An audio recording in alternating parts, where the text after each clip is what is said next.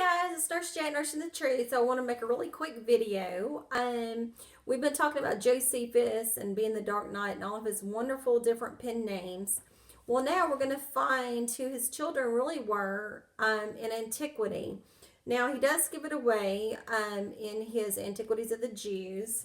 He says in his life, he says that he was born in the first year of Caius Caesar. That's Caligula. So he's born in 37 because Caligula was from 37 to 41. He says, I have three sons. Hyrcanus the elder was born in the fourth year of the reign of Vespasian, as was Justus born in the seventh, and Agrippa in the ninth. Thus I've set down the genealogy of my family. Vespasian ruled from 69 to 79. So now we see that Hyrcanus was the elder. He was born in the fourth year, so be 73 AD. And then you have Justus was born 3 years after that. And then 2 years after that, Agrippa was born. So anywhere from 73 to 78, all these three children were born.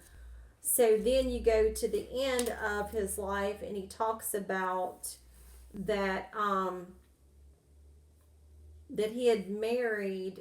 Was married 3 times, and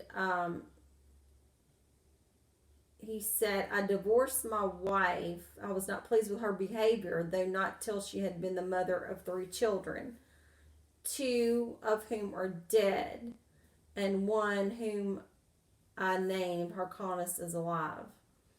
Okay, so she had 3 with that one marriage. She had 3 kids with that one marriage. So 2 were dead, and then he had Hyrcanus is alive. And he said, after this, I married a wife who lived at Crete, but a Jew by birth, a woman she was eminent parents, and such as were the most illustrious in all the country, and whose character was beyond that of most by women, as her future life did demonstrate. But her I had 2 sons. The elder's name was Justus, and the next 2 was also named Agrippa. And these were the circumstances of my domestic affairs. Okay. So he's had all these children, divorced 3 times. And so now you got to look, now that we know he's a Piso because of the names of his name and the different pen names he's had. So now we can look at Julius Calpurnus Piso. So when you go into genealogy or geni.com, geni.com, you will see that he's the son of Arius Antonius Piso. And then you will see that he's also the son of Biona Procilla Servilia, Servilia. And he's also the brother of Proculus. Okay, so now let's do this. Proculus. He's also the son of Arius Antonius Piso and Biona Procilla Servilia. And he's also the brother of Julius Calpurnus Piso. Okay, so now that we know that he is the son of Arius Antonius Piso and Biona Procilla Servilia, now this is going to trip you out on this. If you go to the internet and type in Gnaeus, Arius, Arrius, Antonius, Antoninus, it says He was born in 31. Well, we know Josephus was born in 37, but see, they have to put all these fake numbers in there, so it kind of gets you confused, so you can't find who you're looking for. Was the maternal grandfather of the Emperor Antonius Pius. So Josephus, as Arius Antonius, was the grandfather of the Emperor Antonius Pius. He was a member of the gens area, a family of consular rank. Antonius also was an office holder. Now, get a load of this, okay? Having been twice consul, for the first time in 69 and the second in 97. He was also proconsul of Asia in 78 and 79. Guys, Josephus as Arius Antonius or Marcus Antonius Gaius Calpurnus Piso or Montanus or Primus, it doesn't matter. In 69 AD, he was consul in Vespasian, because Vespasian ruled from 69 to 79.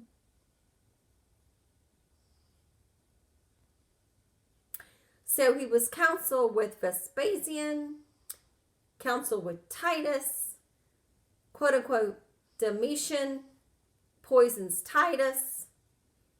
And then when Domitian leaves in 96 or so, there he comes again in 97, and poof, he's going out the window shortly after. He said Antonius was a friend and correspondent to the senator and historian Pliny the Younger. Hello, correspondence. That means writing back and forth. Did not I read you the letter of Arius Antonius where Pliny wrote to him, talking about it was written in Greek by you, and that I'm going to have to make Latin translations. Okay. Now, in the Historia Augusta, it describes him as a righteous person, quote unquote, who pitied Nerva when he became emperor in 96. You see, I told you that he was, after Domitian, he was ruling secretly. Antonius married Bonicia Procilla, by whom he had two daughters, Aria Antonia, who married the senator, and they had a son, and Aria Fidela, who married Titus Aurelius, and they had a child. And then Antonius Pius became emperor, and Antonius Pius' father had died when he was young. It doesn't say. It says, following Pius' father's death, Fidelia married Publius Julius Lupus in 98 and bore him two daughters. And it says Antonius raised his grandson, and when he died, Antonius Pius inherited his money. Through the inheritances of both sides, Antonius Pius became one of the wealthiest men in Rome. So, Josephus gives you his children's names, but not the wife. So now, thank goodness for the people that has done scholarship and work over these names. And Josephus tells you when his children were born. So even though he gives you his name as Josephus or Joseph ben Matthias, you can't find any, quote, Matthiases in the computer, because it's a bunch of made up bullshit. So now you're going to have to go to the Flavians. And then that's when you get these genealogical charts of the Flavians, the Pisos and the Claudians and the Herodians and the Antonian family. So thank goodness genealogical charts are out there. So now when we come to the pinpoint name of Arius Calpurnus Piso, or Arius Piso, or Gaius Piso, and then you find the children's first name and the year they were born, then you can start looking up and searching the Flavians. But it all makes sense now how he co-ruled with Vespasian and Titus, and Domitian had issues with him and exiled his ass, and that's when he did all his little writings until Nerva came, and he was ruling with Nerva the nerd, and possibly the first part of Hadrian. So anyway, friends, I hope you've liked this enlightening video, and I hope this makes you want to go through the genealogy charts, and I hope that it makes you want to find out what is really going on with Josephus in Rome. Because see, friends, just to make sure you don't think I'm blowing smoke up your little heinies, this is Josephus, okay? And let's show you something. And this is where it gives you the sons' names, okay? And then when you go back here to the life, at the very end, it's on paragraph 75 for the little people that want to cause havoc on my channel, which I don't listen to your butts anyway.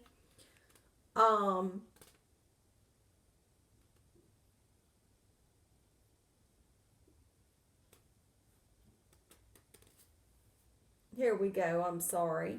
It's 75, 76, and right here it talks about his wives with no name. Because see, if he put the wives' names with the children, then as time went on, we would have found this out a long time ago. But see, because people don't want to do research and people are not questioning books, we have now come into a situation to where we have been so brainwashed. So this was meant to be at that particular time. The brainwashing. He did that on purpose. Only named his sons and gave the year of their birth in Rome, because he was in Rome. And we know it was Titus Flavius. But see, like I said, you're not going to find him under that particular name. Go hunt and you won't find, but you will find under Arius Antonius or Marcus Arius Antonius.